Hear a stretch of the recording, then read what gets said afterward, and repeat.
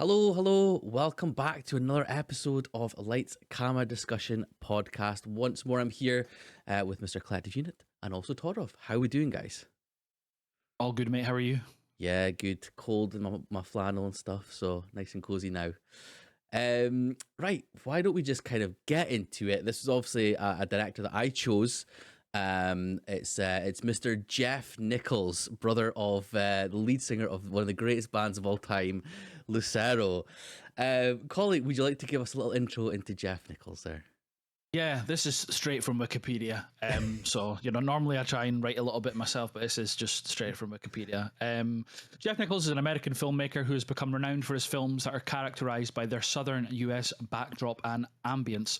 So that's all I've really got on him, but because I got a little bit extra because we're going to be talking about Michael Shannon a fair bit this episode, I think. So I just wanted to get a little bit in about him. So he's in all 6 of the films that we're going to be discussing today. And on Michael Shannon, Nichols said, "Shannon is not just a collaborator, he has become family to me. I owe my career to Michael Shannon. I learned how to direct from directing Michael Shannon. So from the outside, it can kind of feel a bit cute, but it's not. I love that guy, and I want him in the movies because he's the greatest actor in the world.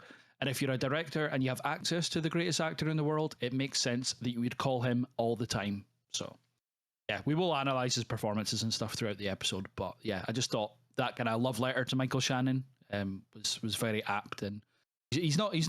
Well, I was going to say he's not wrong. I wouldn't say he's the greatest actor of all time, but I love Michael Shannon, and like I say, he will be discussed throughout this episode, probably even more than Jeff Nichols. Funnily, Yeah. So this is Shannon cast. Let's say. More than Lucero, or?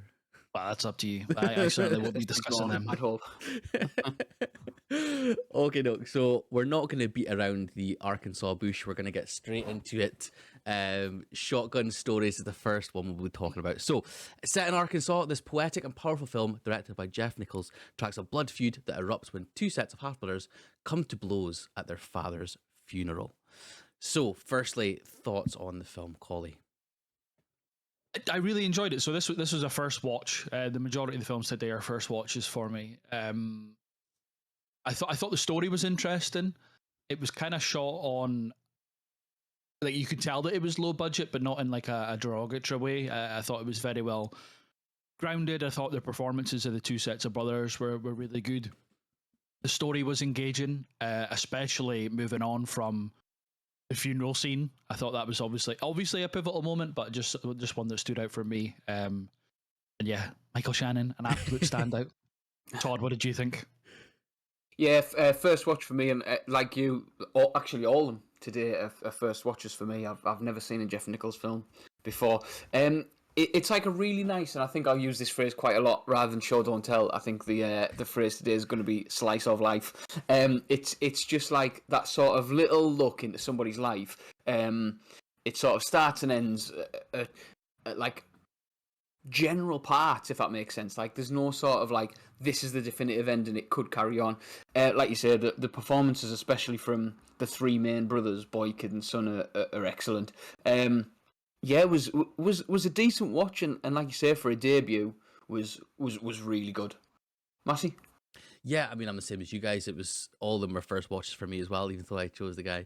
Yeah, I completely agree. I think when I was watching it, one thing that kind of kept going through my mind was like it felt like a Shakespeare play kind of thing, like the blood feud and the 2 warring families and stuff. So yeah, I thought it played into that absolutely perfectly. And I just say for a debut, like it felt like a debut, but it didn't feel like a debut, if that makes sense. Like it felt like the sort of like the film by an accomplished director kind of going back to his roots sort of thing. So it was really interesting to watch the start of his sort of his directing journey that he's been on. So I mean, do you guys want to kind of get into the main guy then? We kind of discussed a little bit about Michael Shannon at the start. He's obviously the lead in this film, and kind of is the anchor throughout. So, Collie, do you want to kind of kick us off with Mr. Shannon's performance in this film?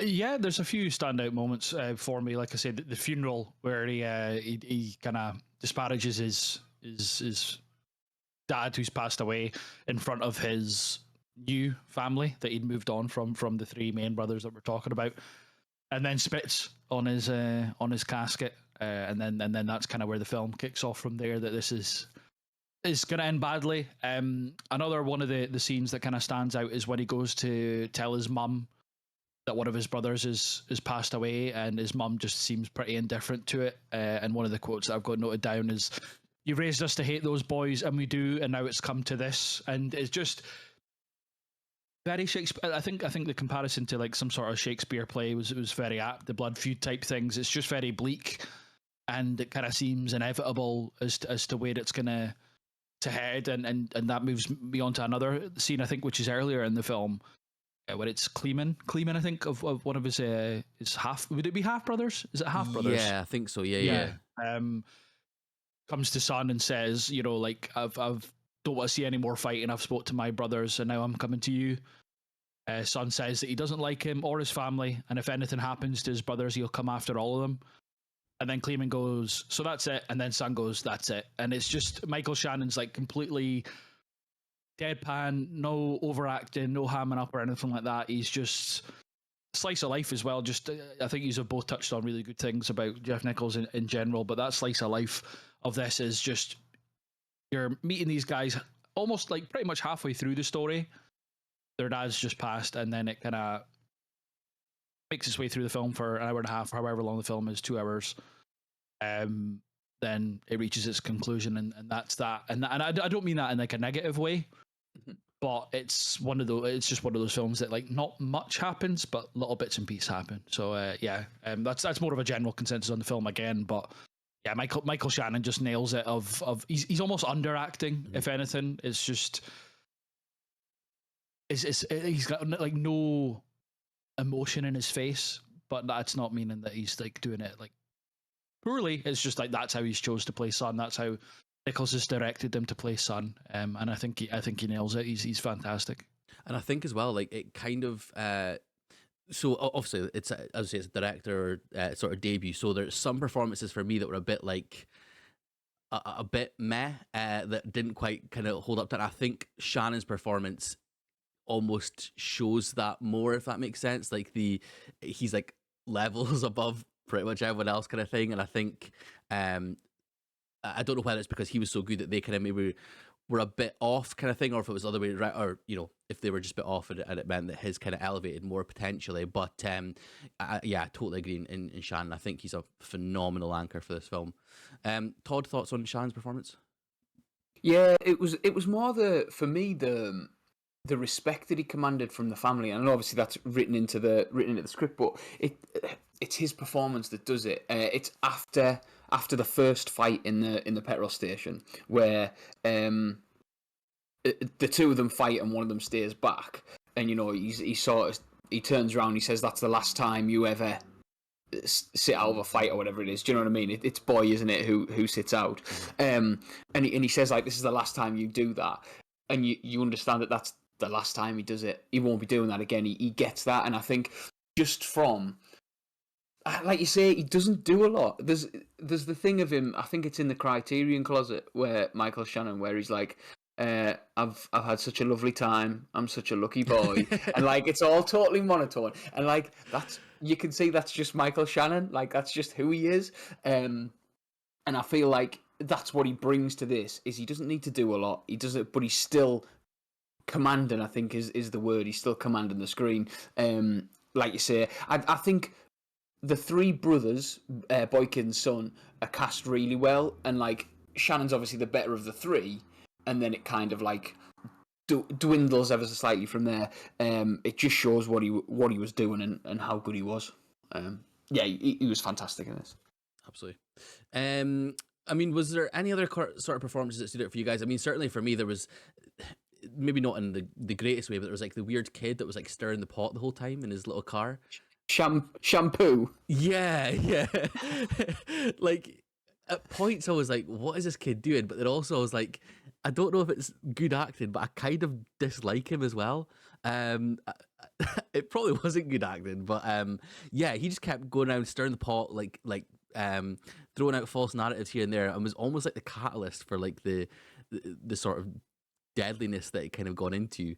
Was there any other sort of characters that stood out for yourself, Collie? Like during this film at all? Yeah, I've just got noted down. Shampoo equals plot device. Is what I've got down about him. I thought Boy was really good. Kind of what Todd was speaking about there, that he kind of backs off and doesn't really want to get involved early on, and then out of like obligation to his brother after being told off, he's the one at the end that goes to them and says like, I don't want this anymore. You can shoot me if you want, but I'm done with this. Because there's a few conversations throughout that he's saying, you know, he wants to have his own family one day, and he's training like the basketball and stuff like that. So he obviously sees life out with this blood feud, where his son seems to like live or die by it. So I thought he was really good. But kind of back to what you were saying about Michael Shannon, he's just head and shoulders above everybody in this. And there's films and directors and stuff that we've talked about before that, like, if a better actor's in a scene, they kind of drag everybody along with them, and that certainly felt like it here. Whereas like other films, like they'll pull everybody in terms of up to their level or whatever. Whereas like Michael Shannon is just a standout, and this was relatively early on in his career in terms of any sort of mainstream stuff. And obviously Nichols has used him loads, but then he moved on to you know, a lot bigger budget films, even Zod and stuff like that. So you can kind of see his class kind of above everybody else in this. Definitely. Todd? I thought Kid, like Barlow Jacobs, the lad who plays Kid Hayes, I thought he was strong as well. The conversation between him and Michael Shannon when he's talking about what he wants from life and how he wants to be, you know, he wants to provide, he doesn't want to live in a tent anymore, and he's like, I don't even know if I could stay faithful. I thought was like, that bit was quite touching. And I think, like I said, those three main lads, Boykin and Son, were really good together, had good chemistry. At first, I thought they were pals, like, before it actually explained that the brothers. I thought they were just mates who kind of like, he bummed around with them type thing. But yeah, I thought all three of them were really strong.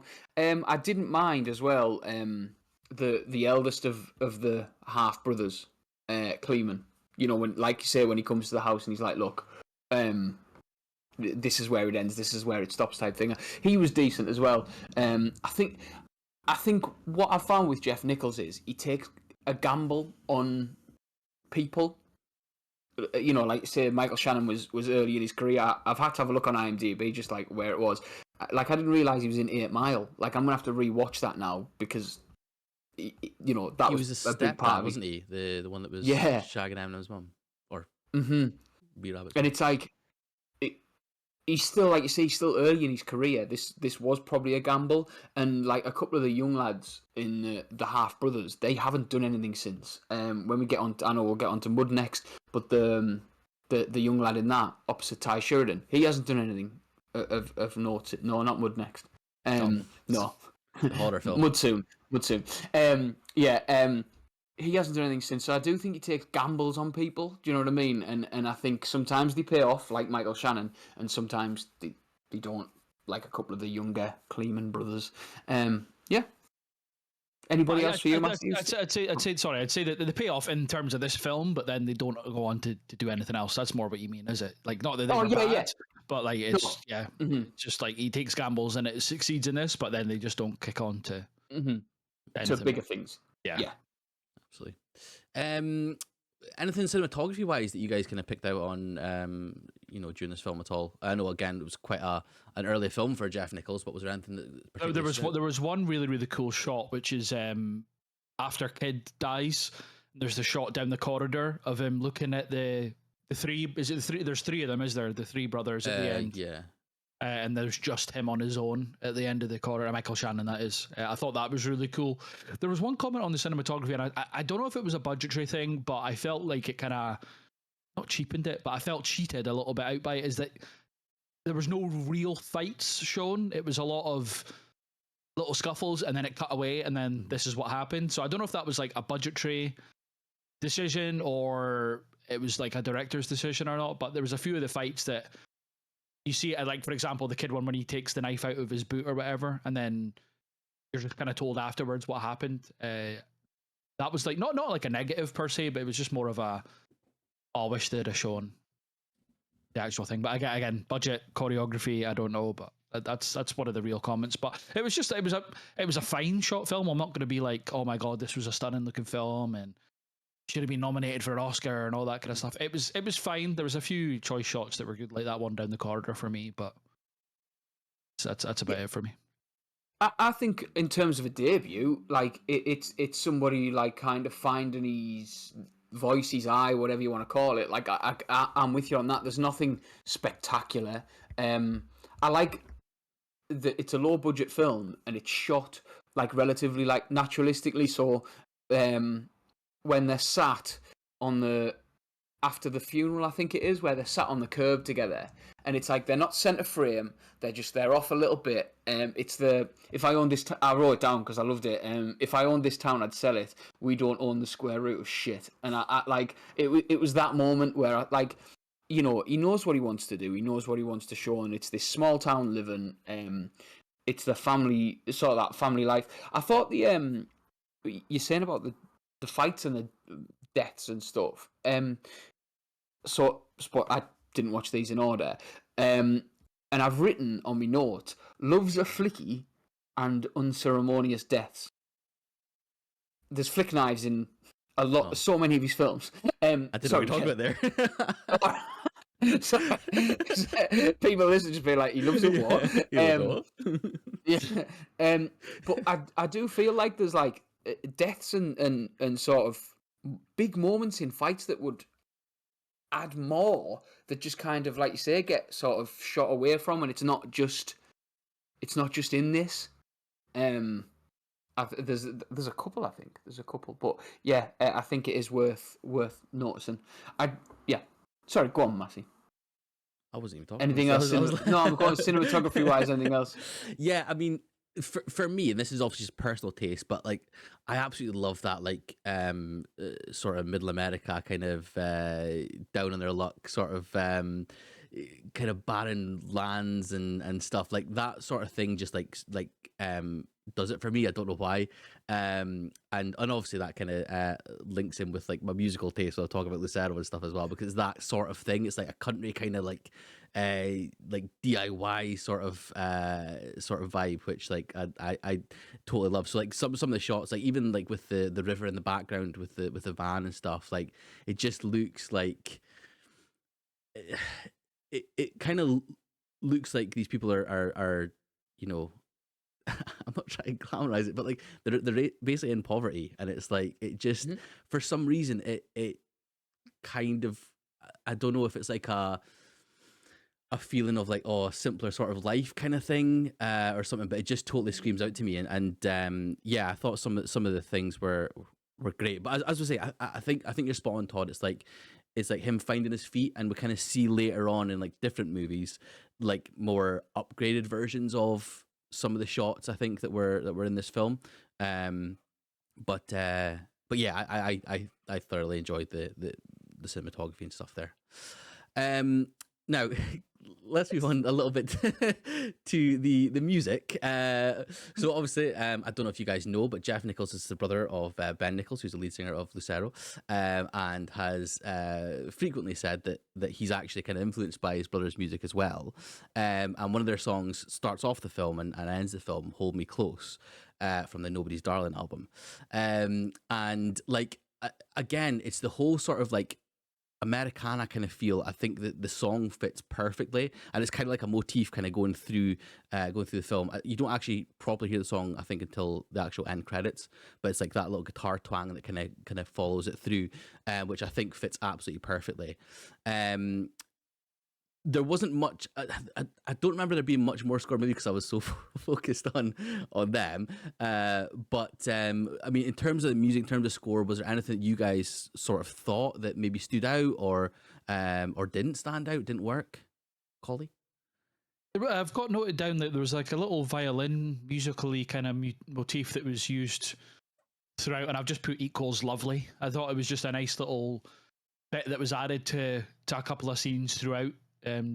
Like nothing really score wise that took away from the scenes, but like made scenes like massively bombastic or that. It was just in the background kind of stuff. So yeah, nothing really to add apart from I just had noted down that there was a little like kind of strings section that was used a couple of times that I thought was really, really nice.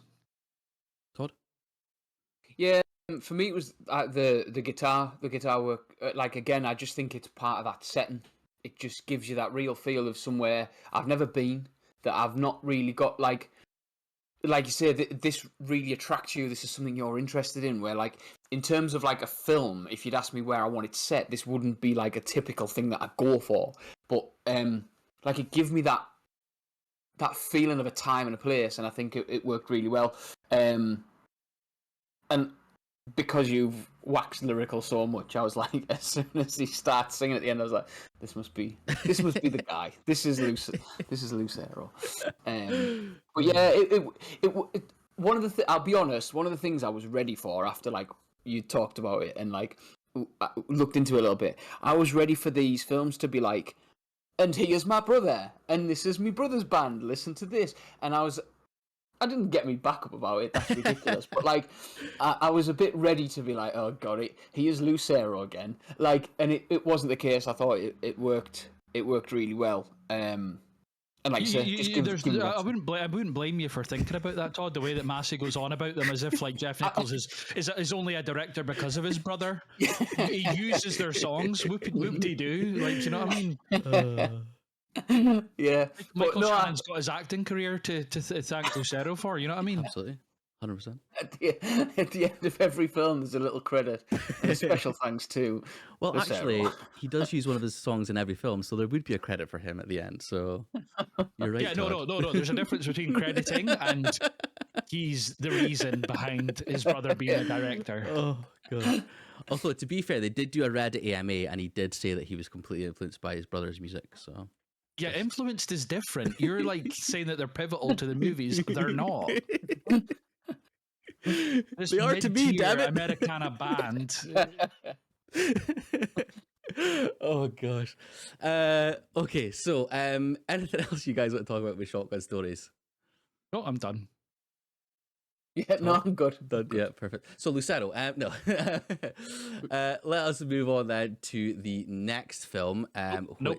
Letterboxd ratings, please. Oh yes, thank you, Collie, keeping me right. I should be host of this. I'll be I honest. know, absolutely, yeah. Fuck that. Letterboxd ratings then. Collie, what did you give? I give it a 4. Todd? Oh, sorry. 3.5. I was just going to say for a debut, like I thought it was a solid film. Good performance by Michael Shannon. Like, not. I think we've discussed this about Letterboxd. Like, not every 4 equals every other 4. So I thought, like, in taking this film for what it is, which is low budget debut, with a really strong lead performance, I thought a 4-star was fair. Perfect. Todd? Yeah, so I went for 3.5. It was a good film. I don't know if it's something I'll ever watch again. I don't know if it's something I'll ever go back to, but performances definitely carried it. Matty? Perfect. Yeah, Collie, like absolutely spot on, exactly the same as me. I give it a 4-star, and I think you're right. It's one of these that's like, it's not necessarily a 4-star film, but for the kind of things around it, I think it's absolutely perfectly 4 stars. I think you're absolutely spot on with the way you said it there. Right, okay, so we're going to move on to the next film, which is a horror film called Take Shelter. So, plagued by a series of apocalyptic visions, a young husband and father questions whether to shelter his family from a coming storm or from himself. Now, I just want to kind of quickly add a bit of clarity to the horror film sort of jibes that I've been making there. Todd obviously found this film on a horror list on Letterboxd, didn't you? Yes. Yeah. The top 250 horror films of all time. And like everywhere that I've looked, IMDb, even on Letterboxd thing as well, it's like drama, thriller. There's nothing about horror whatsoever. So I feel maybe you went into it expecting something a bit different, which I suppose we'll kind of maybe touch on as well. But but yeah, I mean, do you want to kind of take it away, and Todd, in terms of what your first thoughts were on the film then? Yeah. So again, I felt like this was a character-driven like film. Like the best bits about this film were the performances and the characters by some way.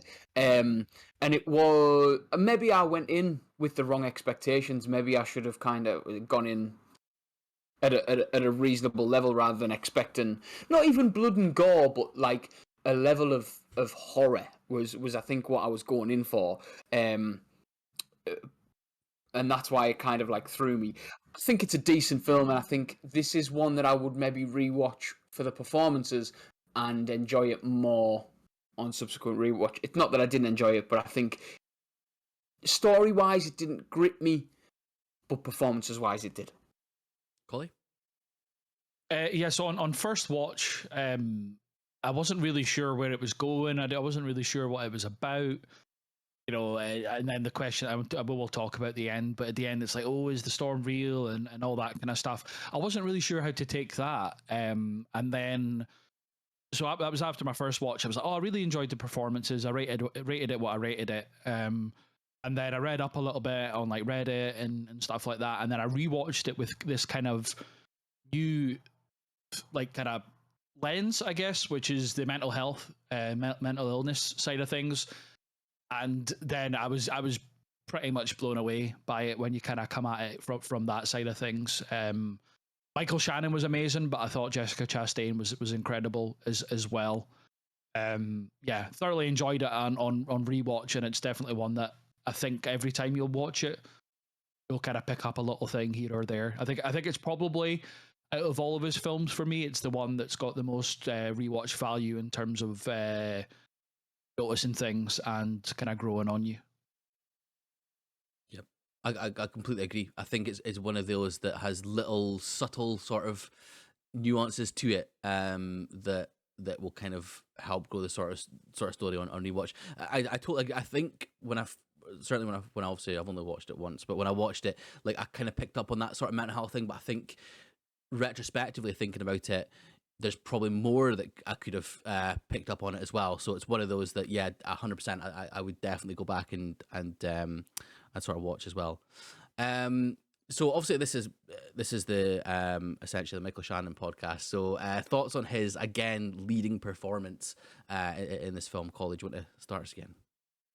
Yeah. So on the mental illness, mental health kind of thing, he deliberately didn't read up on a mental illness, like whether that's paranoid schizophrenia or anything like that, because he wanted to reflect in his character that his character doesn't really know much about it, and that's why he's having to go to the doctors and stuff, and they're telling him perhaps what they think's going on with him. I think he's just incredible. Again, this out of all the films, I think this is his best performance by a long way. But that's saying a lot because he's really, really good in it all. Can I skip into the end of the film a little bit? How I read the end of the film on the first watch was like, oh, it's all come true, and he was right, because I read that as because this is a story thing rather than Michael Shannon, but because Jessica Chastain can see it now, and it's all about like it's actually happening. Whereas after reading it on Reddit and stuff, and then seeing this in Michael Shannon's performance, I don't think the storm at the end is real. I think somebody on Reddit put it really well. It was kind of, the storm is his mental illness, and at the end, because they all stand together, him and his wife and his kid, it's them as a family embracing and understanding that he's got this mental illness, and then they're standing together to face it and to deal with it. I thought that's kind of what I meant at the start, where on rewatchability, there's a lot more to the film than, oh, this guy's getting premonitions of a storm and then it happens at the end. And that's how I seen it on the first film. I was like, oh, it's like a doomsday kind of thing, and then he's proven right at the end. Whereas, again, on rewatch after reading up on it, I think it's completely different to that. But back to Michael Shannon briefly before I pass it to one of you. The scene at the lunch, which I'm sure you have got plenty to say about, when he stands up and he's like, you think I'm crazy? Well, listen up, there's a storm coming like nothing you've ever seen, and not a one of you is prepared for it. I think for me, that, like, I've seen Michael Shannon in quite a lot of things, that's like his standout career moment up until this point for me. And And one of the cool things about that, back to like maybe Jeff Nichols, is that nobody in the canteen was told that that's what was going to happen. They were just told as extras to turn up, you'll get a free lunch. So some of the reactions of them being like, what the fuck, when he's like exploding essentially in front of everybody, is completely genuine, which I thought was a really, really cool directorial choice. So they had no idea the scene would escalate to a physical fight between him and Jewett, and his seemingly, in brackets, psychotic rant. So yeah, a bit about Jeff Nichols there, a bit about the film, a bit about Michael Shannon. But yeah, that for me made this film more than what I initially thought it was. Mm-hmm. Todd? Yeah, Michael Shannon was amazing. I think it's the way I would compare it is looking at Mark Wahlberg in, is it The Happening, where there's that sort of like he's I ripped didn't expect to bits. this sort of. I know. I'm going somewhere, I promise. Like he gets ripped to bits because he's confused the whole time, and he's like looking around confused. Yeah, exactly. Thank you, Massey. Like Michael Shannon could have played this role exactly like that. Do you know what I mean? That over the top, I am confused. Do you know what I mean? And that sort of stupid facial expression the entire time. But he doesn't. He plays it to the point where this, like, I think now that you've said, Collie, about him not reading up on, mental health issues and how it impacts people, and like that he's playing it as somebody who's experiencing this for the first time. Like, you live it with him. And it's in those moments where people don't either believe him or don't see what he's seeing.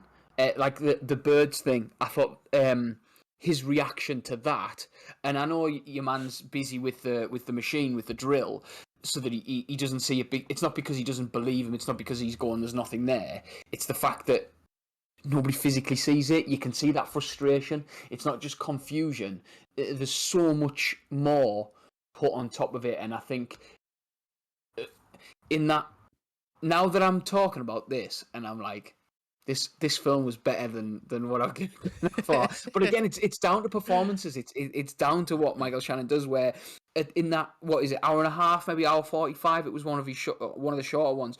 2 hours. No, 2 hours. It like in those 2 hours, you see this man who's so comfortable in his home with his family, to being so uncomfortable so quickly. Like, I don't want him to put the dog outside. Nobody does. And you see it, and you just like that development was fantastic. I agree. This is probably his best performance. Just thinking about everything he's done since, I would say it's his best. Yeah, it blew me away. Massey. Yeah, no, I totally agree. I think it was an incredible performance, and you guys touched on obviously Jessica Chastain as well. Like, I thought her, like, in Shotgun Stories, where it was like Shannon kind of elevating the film, like she was with him like all the way kind of thing. I felt it was like the 2-man show sort of thing.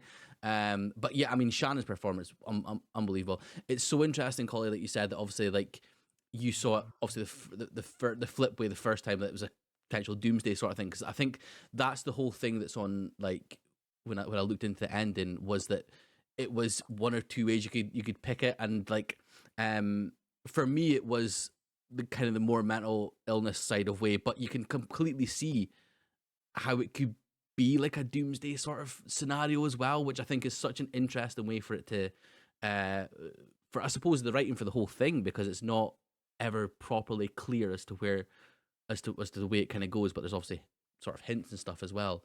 But yeah, I thought Shannon was like unbelievable the whole way. It's almost like I need to choose my words carefully, because it's a descent into the hole in his head, essentially, which turns into like a physical manifestation of the hole, which is the sort of bomb shelter, where he's kind of in this darkness, or starts to get dragged into this darkness. And he plays it unbelievably, absolutely unbelievably. It's so interesting what you said about as well, the lunch scene, because I didn't know that, the fact that the extras didn't know it was coming, and you're right, I think that just adds even more to it. And again, on rewatch, I think I'm going to be keeping an eye out on that sort of background sort of thing as well. But yeah, I thought Shannon was absolutely unbelievable, and yeah, he it's just a brilliant portrayal of someone who's struggling. Obviously, we spoke about Shannon there. I kind of touched on Jessica Chastain.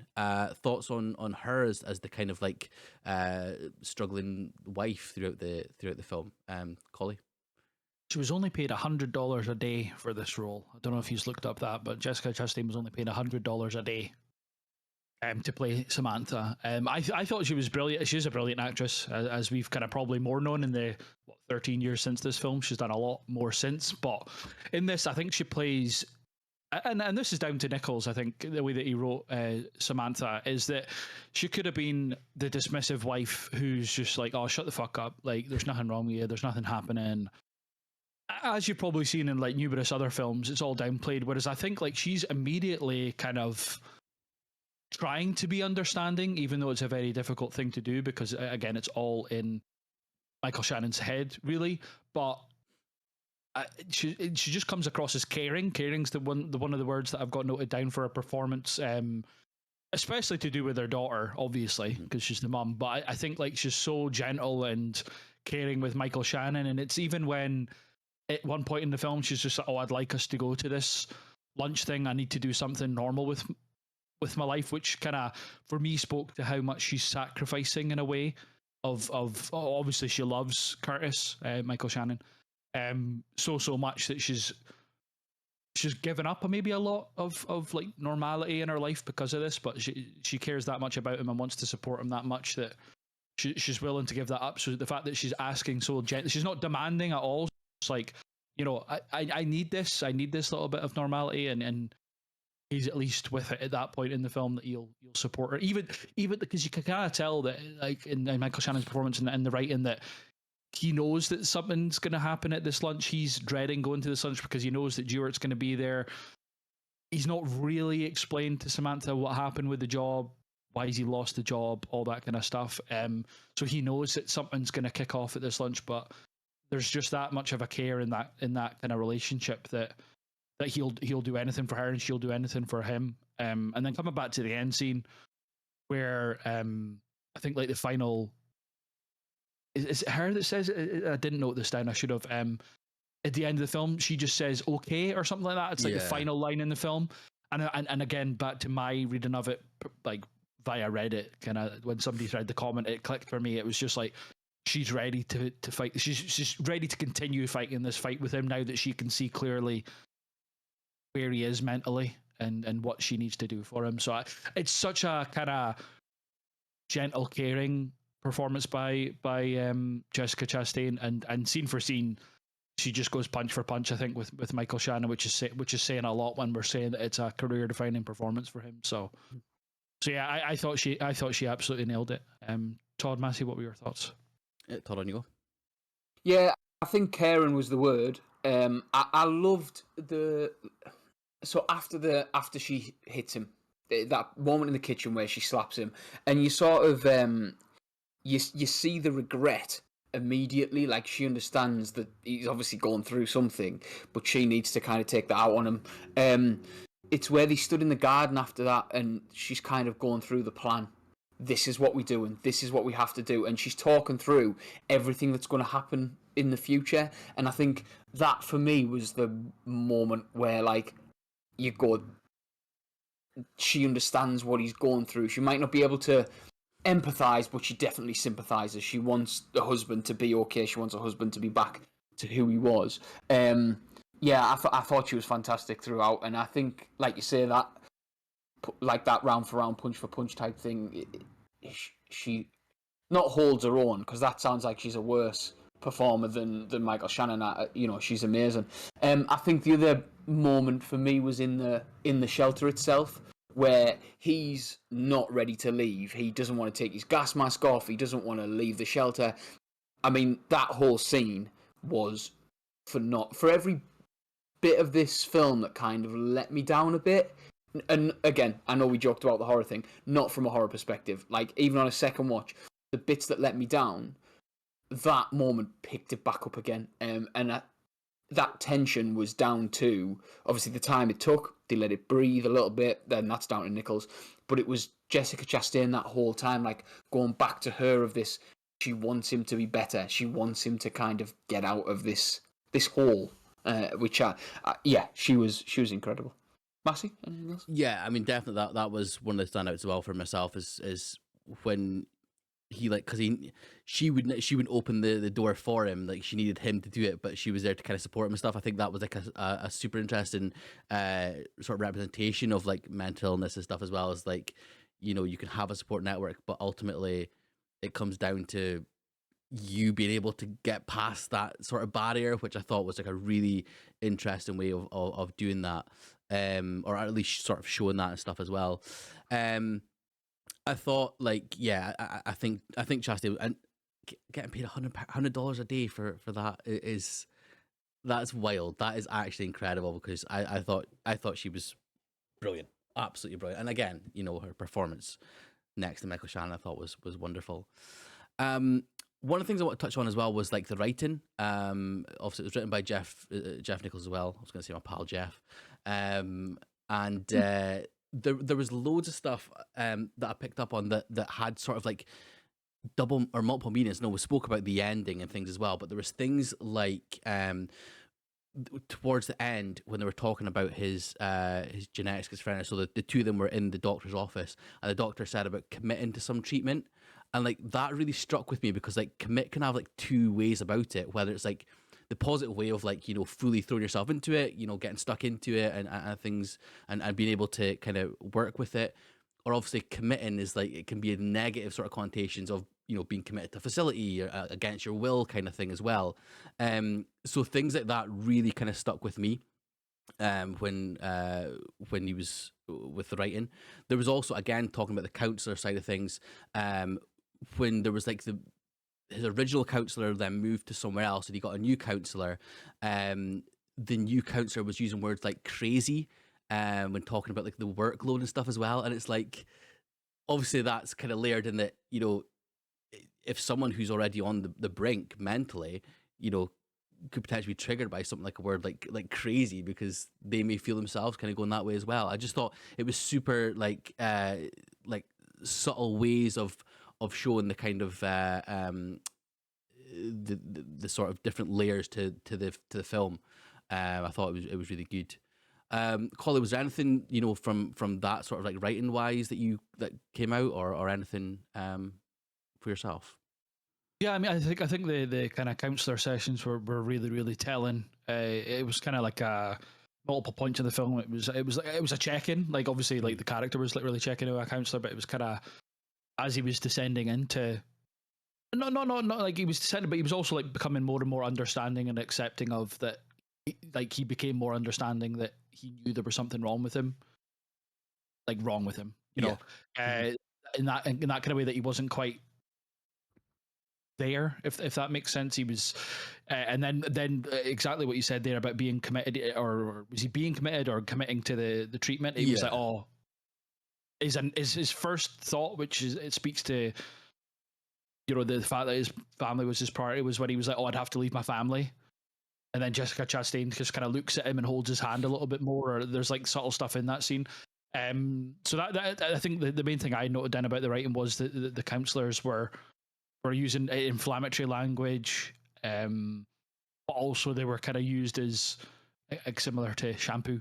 It was kind of like a plot device to kind of not like ham-fisted kind of show you that it was a mental illness thing, but it was, this is what they think's happening with him, and this is where he is right now, and this is where he is right now. So there were good check-ins to kind of track where Curtis was at that point in the film, I think.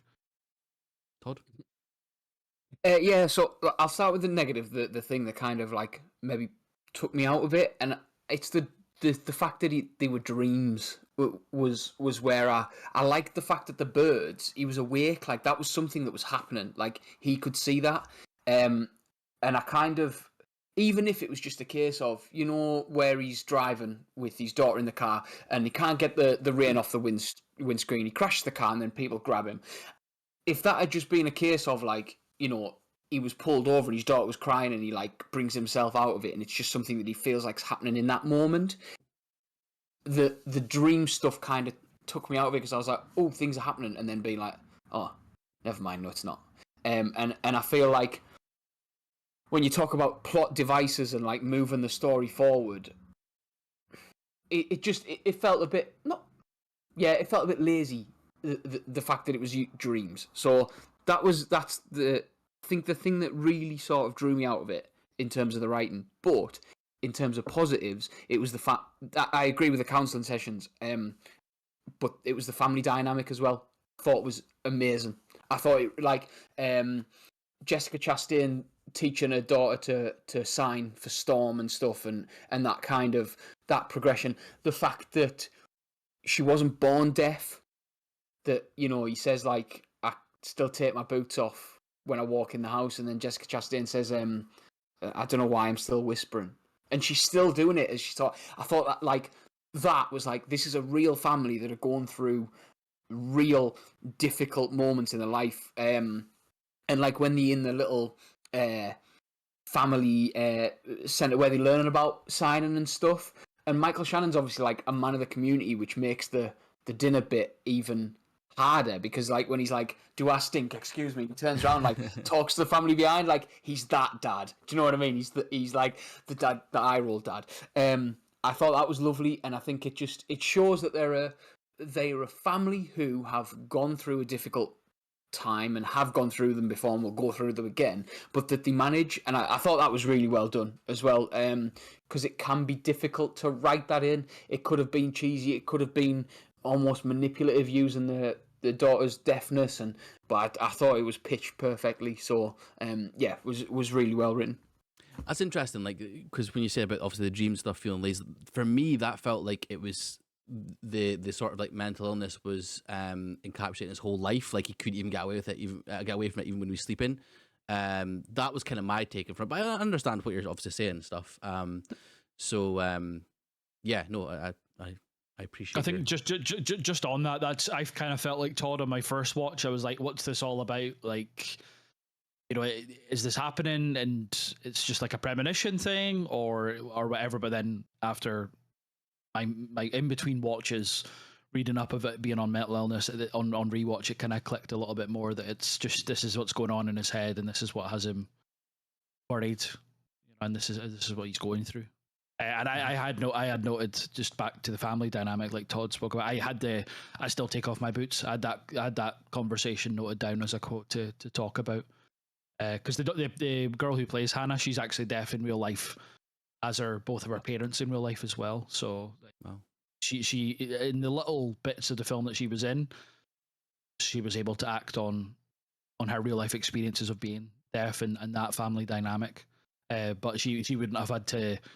Like, it's slightly different to obviously a real life family dynamic in the fact that both of her parents are deaf, but they must all know sign. And then again, she didn't really do too much, not in a negative way, but she wasn't asked to do much. But the Chastain with the sign in the first storm and that family cleared it. And then even just like Michael Shannon's so much down that like wormhole of in his own head, that he's potentially compromising his daughter's like surgery and stuff like that to pay for this shelter. I thought that was interesting, but more that I think that speaks to Chastain as Samantha's understanding of what he's going through as well. She doesn't like completely flip out on him and say, you know, this is unacceptable. He just reminds him more than anything that, no, remember, like Hannah needs to be looked after as well, sort of thing. So she's kind of stuck in the middle of caring for her daughter but caring for her husband as well.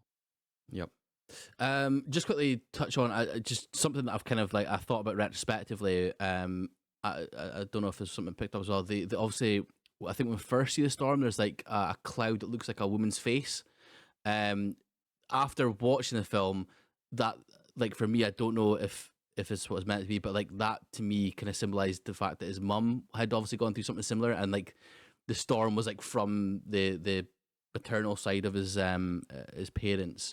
I don't know if there's anything else that you guys kind of picked up cinematography wise, or like, you know, foreshadowing wise, or even reshadowing.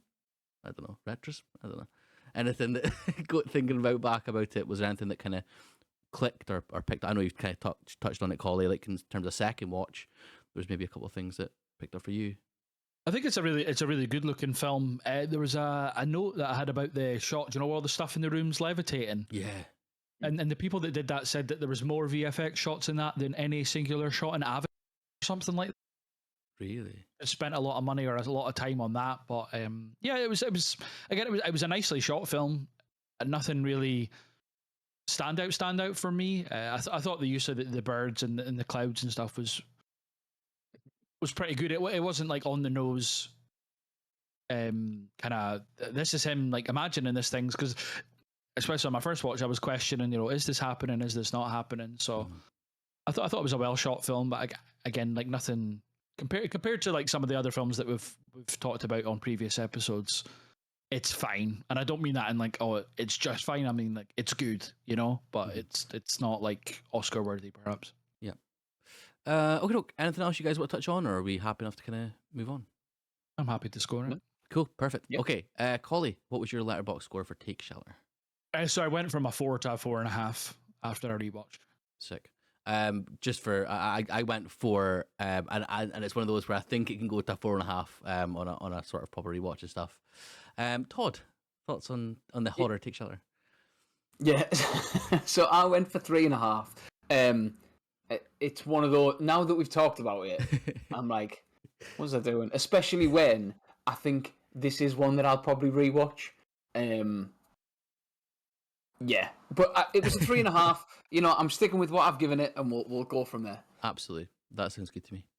Okie doke. So let us move on to the next film and the final film in this part, of course, as well, because we're doing this a two-parter. So the next film is Mud.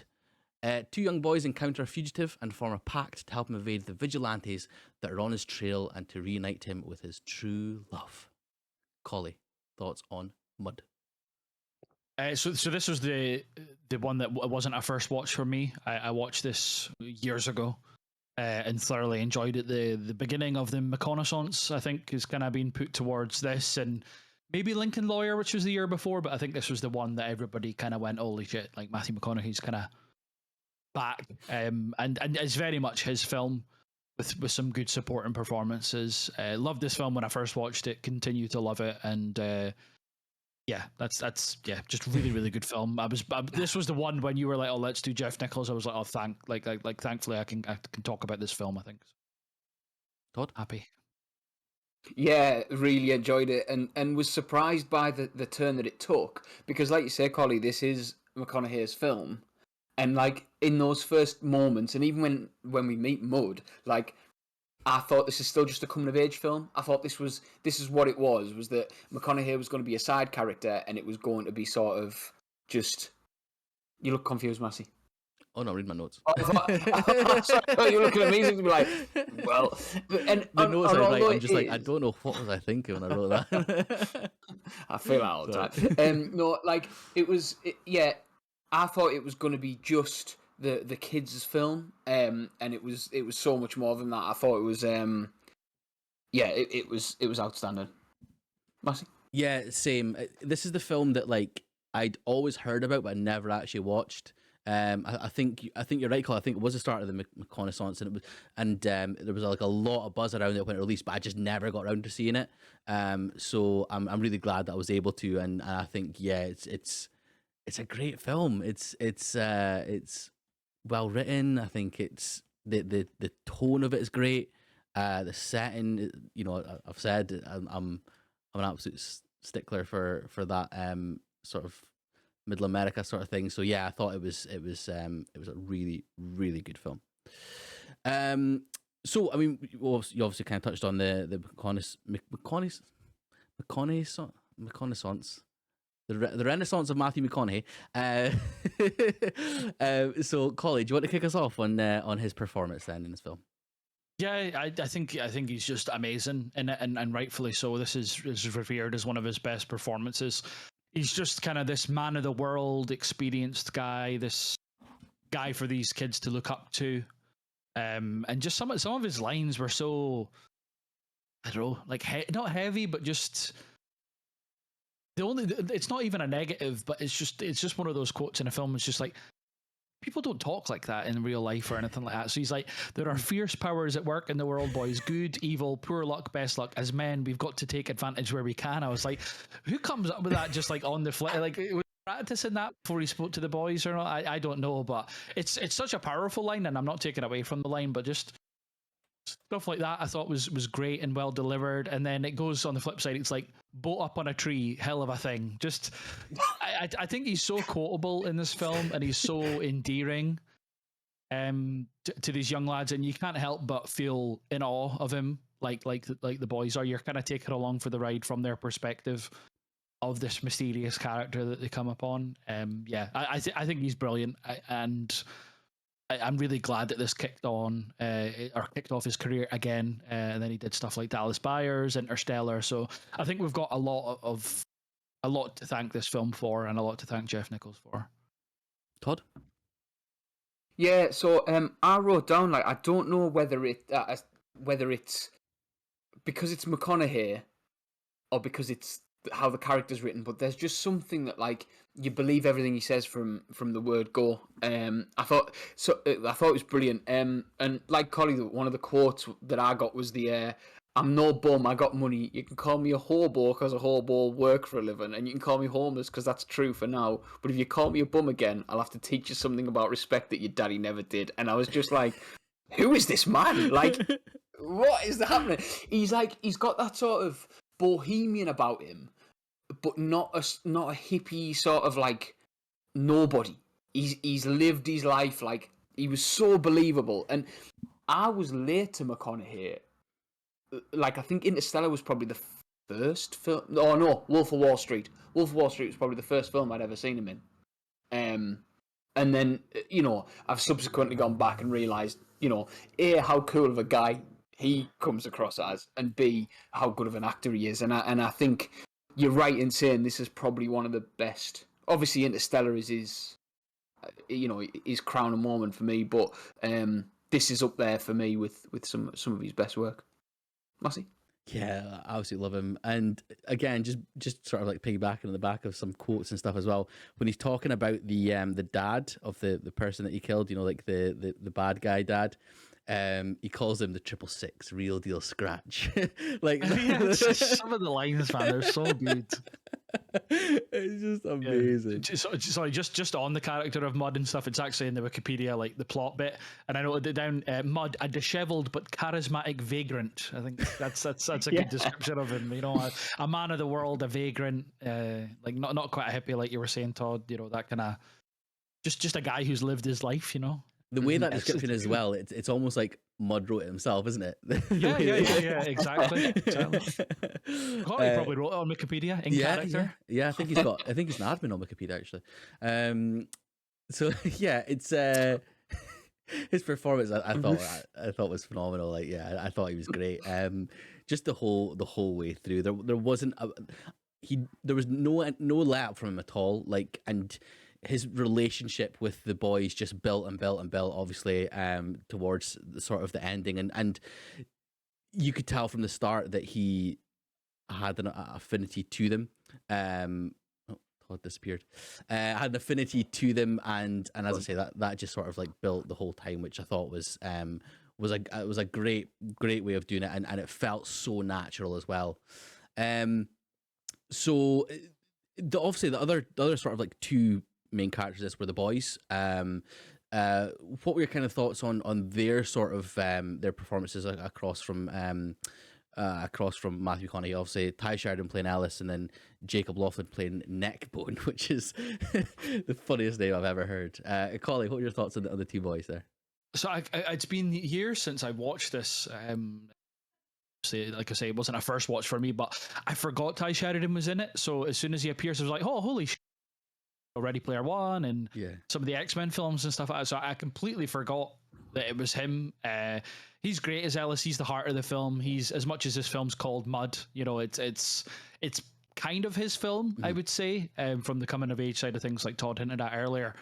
And Jacob Lofton is Neckbone. I think he's hilarious. It's just he's just this little funny sidekick to Ellis, I think. And it's when he's in the guy's room, and they're sneaking about or whatever, and then they get caught, and he's just like, "Oh, we're just selling fish," and he's just got like, is it fish? I think it's fish he's selling, isn't it? And he's just two bags of fish, and just made me burst out laughing like on every time that I've rewatched it for the podcast.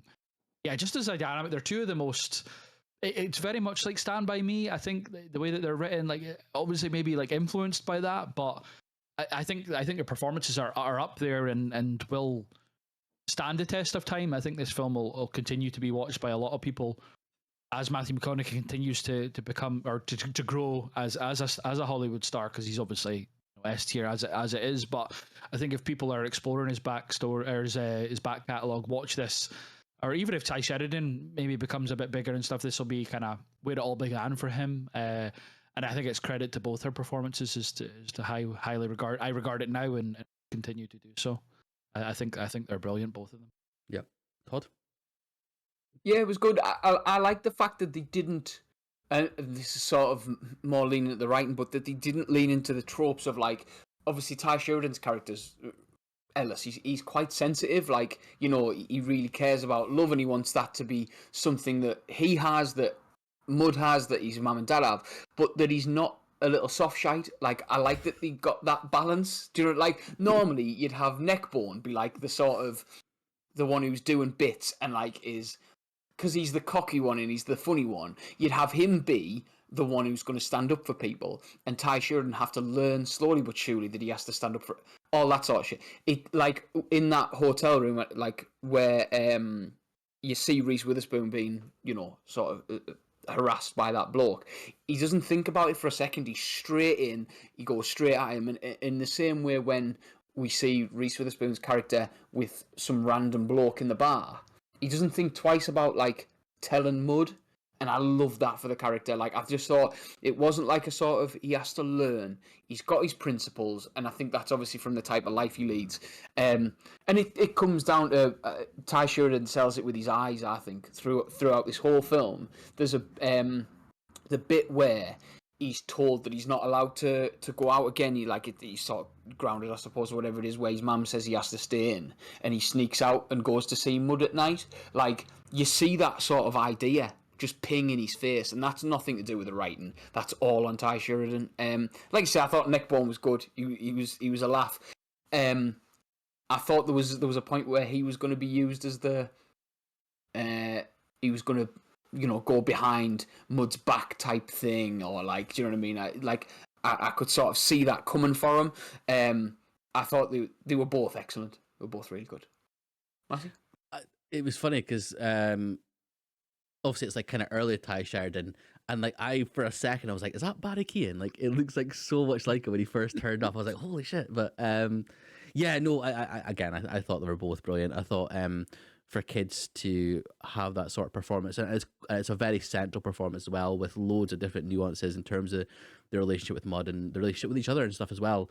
I thought was great. There was one thing, and this is probably more a writing kind of thing, that I was a bit like, I don't know, was his infatuation with the girl. Like, the girl seemed a lot more older than him, and it kind of felt like they were setting up a love story. I know obviously it doesn't go that way towards the end, but that felt kind of strange. But again, it could be construed as, like, you know, he was a young guy and he'd spoken to this girl or whatever, and he was more infatuated with her than obviously she was with him, and he kind of had these sort of like his own sort of thoughts as to how that relationship was going. But that was the only part where I was a bit like, that's kind of strange. But yeah, overall, I mean, their performances were absolutely great. Obviously we have Michael Shannon pop up as Neckbeard's like womanizing underwater diving uncle. He doesn't do too much, but like I really enjoyed when he was on the screen. I thought that he was like another sort of like layer to this world on the Mississippi banks. Colin, what were your thoughts on Michael Shannon just popping up for this one? So Jeff Nichols actually wanted to cast him as Mud, but he wasn't able to because he was doing Man of Steel at the time, and I'm kind of glad in a way. I think it would be a completely different film. I don't think he could play Mud.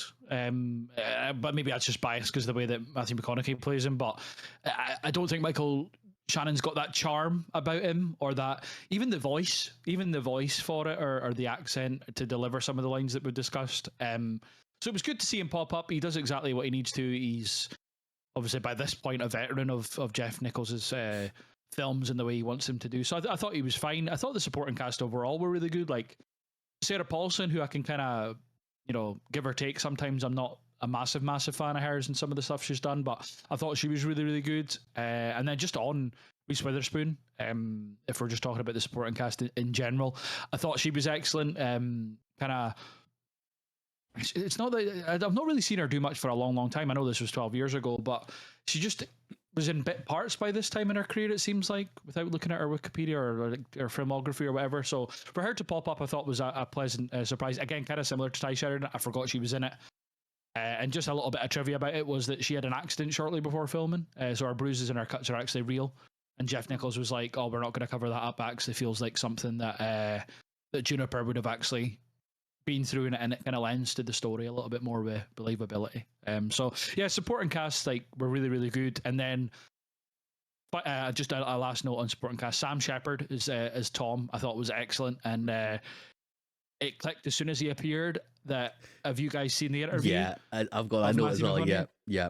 Have you seen that one, Todd, where he gets told about Sam Shepard's passing on a red carpet? Oh yeah, and he just like Matthew McConaughey, cool as anything, is just like, "Oh, see you in the next one, Sam." He's just like, "Oh, we've lost one of the good ones." It's such a wonderful eulogy in the heat of the moment, isn't it? Yeah, yeah. It's perfect. It's perfect. But I thought Sam Shepard was excellent, and this is this kind of grizzled veteran. Then he pops up and starts shooting people, which I thought was cool. They were good, and so that was kind of like the kind of not the good side of the cast in terms of like the kind of Ellis tied in people, and then there was obviously the baddies, which were really, really good. What's his face? Who was the dad again? Who's the dad? I don't have noted it. King. Aye. Yeah, King. Who is it? Joe Don Baker? I thought is King. Sorry, I've got it there. I thought he was excellent. He kind of has played characters like that quite a lot, so it wasn't like out of his wheelhouse. You see him crop up in quite a lot of stuff, but I thought he was good. I thought he was a believable kind of antagonist against the boys and against Mud as well. So no, it was good. It was supporting cast overall. This is probably until maybe Bike Riders. This is the most stacked cast, I would say. That Nichols is utilised, and whether it's in tiny little parts that you're only in it for a couple of minutes, or got a couple of lines, or to the mains. I thought it was the best cast film and the best utilised. Todd? Yeah. In terms of Reese Witherspoon, I think she was like, she did what she needed to. Do you know what I mean? There was time, like sort of the Walk the Line era, those sort of films where you felt like she was going to. I mean, she's a great actress. Don't get me wrong, but you felt like she was going to be up there for the whole. And like you say, she's not really like in that much now. I know she's doing a lot of TV, but yeah, she was good. I'm with you on Sarah Paulson. Like I like American Horror Story off of the majority of it, and she's obviously one of the leads in that throughout the series. But her shtick gets old very quickly. Like she does the same thing in everything. It put me off Nurse Ratched. And what was the other thing? Oh, Run. She was the same in Run. Like she does this really over the top shouty. She didn't in this, and I thought it was really, really well done. And I'm with you on Sam Shepard. I thought he was fantastic. Is it his dad? Is he not? Like those kind. And I know we get into writing a little bit here, but I like the fact that the characters had mystery about them. That it wasn't like a biography of each character. This is who they are and how they are. Like you have to figure that out, and like it just lets those characters breathe a little bit in the world that they exist in. But yeah, like you say, I think in terms of a cast, really good. I'm with you on Shannon not being in Mud. I think he plays that sort of trustworthy uncle who you can talk to very well. I feel like if I had a problem, I could talk to Michael Shannon about it. I feel like I know him well enough after watching him in every film for the last 2 weeks. But like, yeah, I feel like you could. He is approachable, but not in the same way McConaughey is. And I think it would bring something different. I don't think I'd believe him in the same way that I believe McConaughey's Mud. It's the charm. I mean, It's the charm aspect yeah, for me. I yeah. think is what is why he wouldn't suit the way that McConaughey played Mud. But then again, like Nichols might have adapted the way that Mud was going to be for Shannon. But I'm glad that McConaughey played Mud. Obviously, 100%. Yeah. Absolutely. Massey, anything else on supporting cast? Yeah, no, not really. I mean, just quickly on King, there was a quote from him that I thought was super ironic and super funny as well. Was the we're gonna say a prayer for the guy that killed my son, and they all just like the room of hitmen just like kneel over in prayer. It's like super ironic in terms of they're trying to kill this guy, but they're Christians, and I thought that was such a strange or a funny way to kind of do it without obviously trying to add humor and stuff. Joe Don Baker's in a couple of like late 80s, 90s James Bond films as this CIA agent, and that's what I reckon. A big goofball in that, so him playing like King's a bit of a goof as well. In a way, even though he's like this dark baddie character, I just couldn't not take him serious in a bad way, but I just found him quite comical. So yeah, when they're all like bowing their heads and he's just like ranting about, you know, obviously he wants, you know, he's kind of that shaking his fist kind of baddie at times, I thought, which was quite good. But again, that was like good writing and stuff. I think it kind of was a bit of light and it was quite probably a heavy-ish kind of film, I would say. Absolutely. I mean, obviously we kind of touched on writing and stuff as well. The cinematography, I thought this is probably the best looking one. Like the Mississippi River, the banks of it, again, the town and stuff. It's never looked so endearing. I absolutely love that, and of course the music. There's loads of like. I've been very controlled in talking about Lucero today, so give me that. Maybe it's because they're not that critical to the films, perhaps. But, possibly, yeah. But the whole thing, I think every aspect of it just ties in perfectly, and you know the setting, the music, just even like the houseboats that they live on, the like sort of like boats that are literally like on the river, like it all just kind of melds together perfectly. So I really, really enjoyed that side of things. Collie, anything technical wise that stood out for yourself? I mean, like the shots of the boat in the train and stuff like that, I think are I would say iconic. In terms of like Nichols's work, I think this is his best work. I'd call this, peak Jeff Nichols. This is where he did his best work, and yeah, like you say, it's gorgeous. It's a gorgeous looking film. It's not very colorful, but I don't mean that in a bad way. It's muddy, to use the title of the film. I think it's quite a muddy palette of a film, but I don't mean that in a bad way. It's very grounded and just real.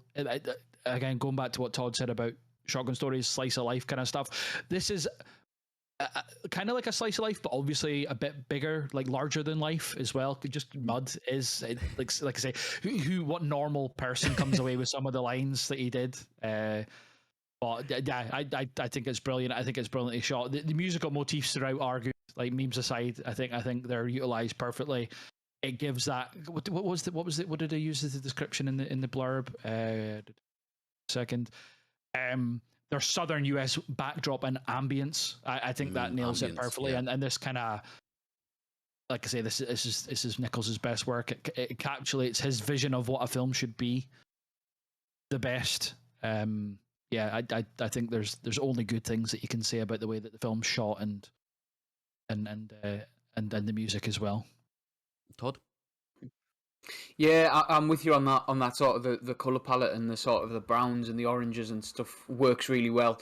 The image of the boat in the tree in the dark with the fire underneath it is that'll stand out for me for a while. I think as well the other thing was in some of the other films, Take Shelter in particular, darkness isn't shot very well. Like I had an issue with a couple of times where I've been like, it gets a bit too dark. We can suspend disbelief that they are in the dark, if that makes sense. We don't need it to be pitch black. I want to see what's happening on the screen. Where the dark was shot beautifully here, especially on that little island. And I think, like I say, coming back to those sort of like when they've got the boat out of the tree as well. I love those sort of like the circling shots around the boat. I thought that kind of like their own little world type thing worked really well. Yeah, a beautiful film, really well shot, and I just think, like I say, even though the lines are over the top, it's really well written. Jeff Nichols must have had a lovely. I tried to research in terms of like, and all I could find was about his brother, was like his family life, because you know, a lot of films it's about like father issues, mother issues, or like my family, and I'm writing. I put my pain into my films. Where like here, it's like there's always a positive aspect to the family at some point. There's always that like, you know, right the way through his films, there's always that happy family. And even when, you know, Ellis doesn't feel like he's got the right family, eventually you know, you see that he has. I thought that was really well done, just from a writing perspective. Massey, anything else? Yeah, no, there's not much I can add to that. To be perfectly honest, I think we've kind of covered quite a lot. So, you guys happy to move on? I think we've, I'd say, kind of covered bits and pieces. Or was there anything else you wanted to quickly touch on? Or yeah, all good. I'm happy to score it. Nope, happy to Perfect. score. Yeah. Okay. Todd, what was your score on Letterboxd for Mud? I went straight in at 4.5. Collie? 4.5, but easy could be a 5. If I watch this again in a couple of months' time, I'll probably bump it up to a 5. Yeah, spot on. Same 4.5, and I think it's one of those that definitely could move up to 5 in the coming rewatches. Okie doke. So that is us finished our first part of the Jeff Nichols episode.